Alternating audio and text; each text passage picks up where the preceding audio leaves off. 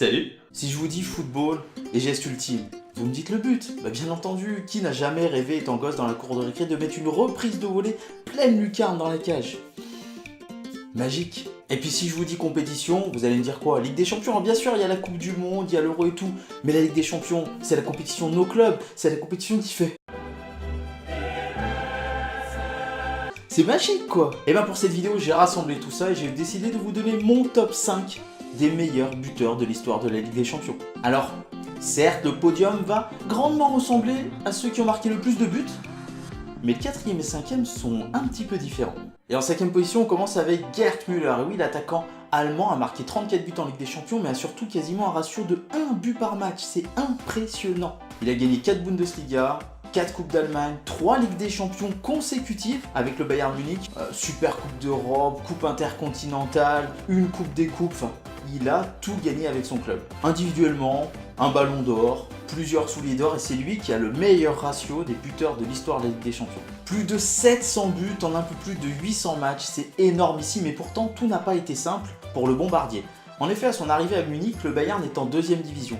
Et l'entraîneur n'est pas très chaud pour le faire jouer. Son physique atypique, 1m75 et assez trapu, avec des cuisses énormes, ne le convainc pas forcément. Après 10 journées, le propriétaire du club l'oblige à mettre le petit Gerhard sur le terrain, et magie, il marque un doublé. De là, il va conquérir le public munichois, le public allemand et le monde entier. Il gagnera même une Coupe du Monde et 1 euro avec la RFA. Celui qu'on surnomme le bombardier a une image de renard des surfaces, mais il n'est pas l'attaquant immobile qui reste là juste pour marquer un but en dernière déviation, non. Il a une très bonne technique en 1v1 pour passer les défenseurs, une excellente vision de jeu et une excellente relation de passe par exemple avec Beckenbauer qui montait beaucoup au Bayern Munich, et surtout un excellent placement et déplacement offensif, de quoi fausser compagnie à toutes les défenses. Bref, un attaquant complet qui a marqué l'histoire de la Ligue des Champions.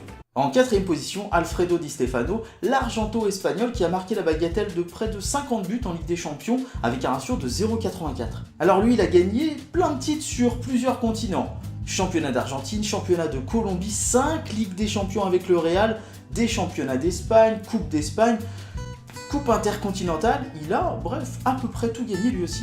Plus de 500 buts en un peu plus de 700 matchs et 2 ballons d'or. Étonnant pour un Argentin dans les années 50. Eh bien c'est tout simplement grâce à sa naturalisation.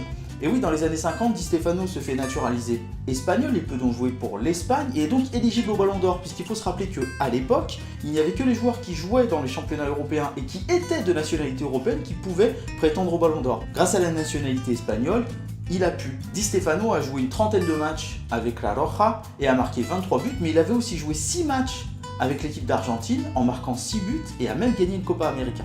Et attention, l'instant polémique, le transfert de Di Stefano au Real.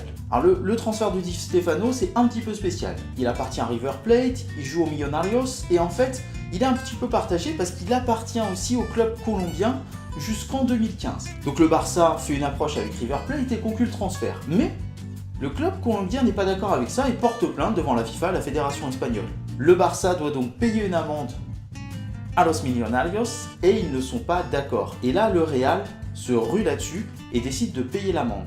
Ce qui fait qu'en fait, Di Stefano appartient à la fois au Barça et à la fois au Real. Et d'ailleurs, il a joué 3 matchs avec le FC Barcelone.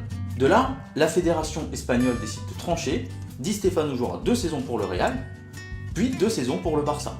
En Catalogne, les socios ne sont pas du tout d'accord avec ça, ce qui oblige même le président de l'époque à démissionner.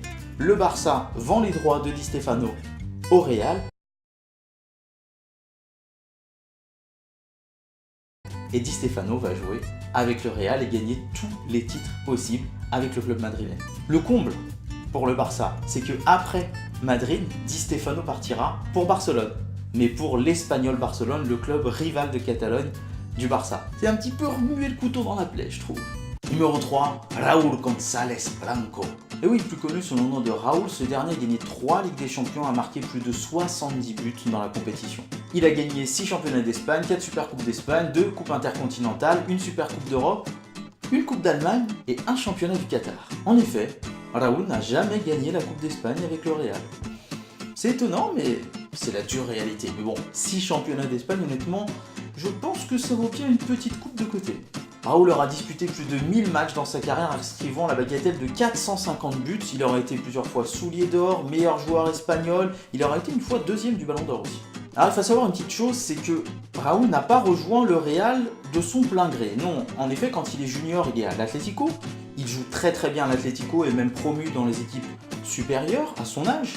Mais début des années 90, l'Atlético fait face à de graves problèmes économiques et doit liquider les sections jeunes. Le jeune Raúl se retrouve donc contraint d'aller au Real où il percera et fera une brillante partie de sa carrière. Et je me rappelle qu'à 18 ans de ça, j'étais à Ségovie, à côté de Madrid, et on était en voyage scolaire et j'étais accueilli dans une famille de retraités. Et un soir de la semaine où on était là-bas, il y avait un match du Real contre le Deportivo La Corogne. Si je me rappelle bien, je crois que même c'était le dernier match de la saison, et Raúl a mis un doublé. C'était absolument incroyable parce que le commentateur était ouf, c'est-à-dire que dès que le ballon, dès que Raúl passait le milieu de terrain, c'était incroyable, c'était hallucinant, c'était la dinguerie. Et quand il est sorti dans les dernières minutes de jeu, le grand-père qui appartenait à la maison dans laquelle on habitait s'est levé et a applaudi. C'était sensationnel l'impact, l'effet qu'avait ce joueur sur les supporters du Real Madrid. Alors, pour les deux premières places, je pense que vous connaissez les deux joueurs. Deuxième Messi, premier Ronaldo, mettez-les dans l'ordre que vous voulez. J'ai juste mis premier Ronaldo parce que c'est lui qui a le record de buts en Ligue des Champions. C'est normal de le mettre en premier. Plus de 700 et 800 matchs en carrière pour chacun des deux, près de 600 buts pour Messi, plus de 600 pour Ronaldo. Ce sont des monstres de compétition du football. Et ils entrent déjà à 32 et 30 ans environ dans la légende du foot. À peu près 96 buts pour Messi en Ligue des Champions, un ratio de 0,83, plus de 100 buts, 108 buts il me semble pour Ronaldo et un ratio de 0,74 en Ligue des Champions, c'est phénoménal. Alors en équipe nationale, la différence c'est que Cristiano a gagné l'Euro, Messi a gagné les Jeux Olympiques, c'est pas tout à fait la même compétition, donc petit avantage à Cristiano Ronaldo.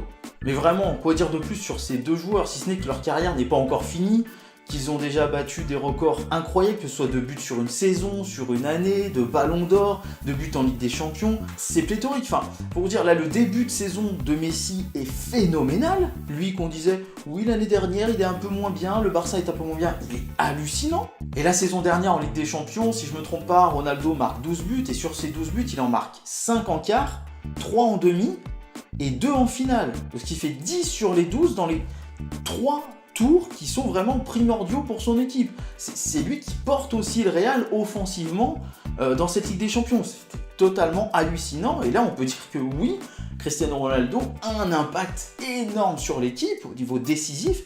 Et oui, quand on voit le début de saison de Messi, et quand on voit ce qu'il a fait les années passées, et Ronaldo aussi, oui, Messi aussi a un impact ultra décisif sur le Barça. Donc voilà, deux phénomènes, je ne vais pas m'épancher dessus, vous connaissez tous l'histoire de Messi. Alors si vous ne la connaissez pas, Messi est soi-disant venu au Barça parce que ses soins qu'il a, il a un problème hormonal il a un problème hormonal et en fait quand il était gamin, on disait que sa croissance allait s'arrêter à environ 1,50 m et il lui fallait un produit pour contrer ce problème hormonal. Apparemment, il n'était plus pris en charge en Argentine, ses parents n'avaient pas forcément les moyens de payer et donc ils ont démarché des clubs espagnols, italiens aussi je crois. Le Barça a répondu d'accord par un intermédiaire qui avait vu une vidéo de Messi. Messi est venu au Barça pour se faire soigner et une autre histoire qui dit que si c'est juste une excuse parce que les médicaments étaient remboursés en Argentine, donc il y a toute une polémique autour de ça. Si vous ne la connaissez pas, allez voir, hein. Il y a même des bouquins qui ont été faits là-dessus. Et puis sur Ronaldo, allez voir sa carrière, vraiment c'est pas aussi précoce que Messi en termes de talent peut-être, mais c'est un incroyable travailleur tout le temps. Et ce qui fait qu'il a une carrière incroyable depuis Manchester United, enfin depuis avant, mais ça a vraiment explosé à Manchester United jusqu'à maintenant au Real. Voilà les 5 top buteurs de l'histoire de la Ligue des Champions pour moi. Alors dites-moi dans les commentaires quels sont votre top 5 buteurs de l'histoire de la Ligue des Champions. Et si vous avez aimé la vidéo, bien entendu, le pouce bleu et le partage, c'est ultra important. On commence à être de plus en plus nombreux sur la chaîne, les vidéos commencent à être de plus en plus vues. C'est grâce à vous, je vous en remercie. Continuez à partager, à en parler autour de vous, à l'école, quand vous allez au club de foot, ça peut être important. Quand vous vous entraînez avec les potes ou quand vous jouez à un match, n'hésitez pas. J'ai vu une chaîne de foot, c'est vachement bien, tu devrais aller voir. Ça me ferait énormément plaisir et dites-le moi dans les commentaires, ouais j'ai partagé, il y a des gens qui sont venus ou s'il y a un nouvel abonné qui me disent ouais je viens de la part de machin, ça me ferait extrêmement plaisir. Et bien entendu, plus on sera d'abonnés, plus la chaîne sera grande, plus on sera nombreux et plus mon foot à moi deviendra notre foot à nous.